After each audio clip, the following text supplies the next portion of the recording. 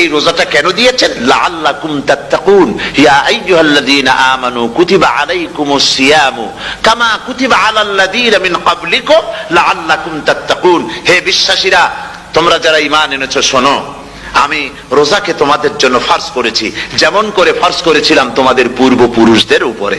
রোজা শুধু আমাদের উপরে ফরজ হয়েছে তা না, আমাদের আগে যারা যেসব নবীরা আসছিলেন তাদের উপর রোজা কি ছিল? ফরজ ছিল।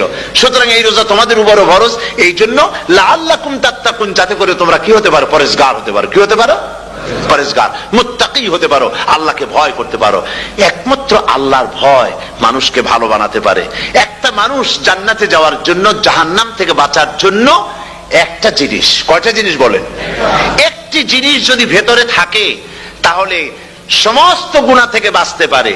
আর একটি জিনিস যদি না থাকে তাহলে এমন কোন কাজ নাই পৃথিবীতে যা সে করতে পারে না। সেই কাজটার নাম কি? তাকওয়া। সবাই বলেন, কাজটার নাম কি? তাকওয়া।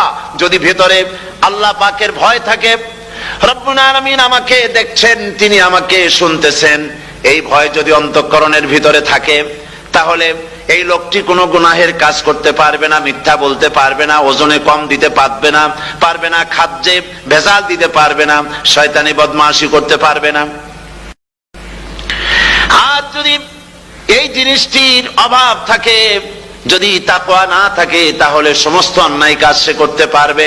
এই জন্য আল্লাহ রাব্বুল আলামিন বলেন, রোজা এই জন্য দান করেছে যাতে করে, রোজার মাস এই জন্য দিলাম, লাআল্লাকুম তাত্তাকুন, তোমাদের ভিতরে তাকওয়ার সৃষ্টি হয়।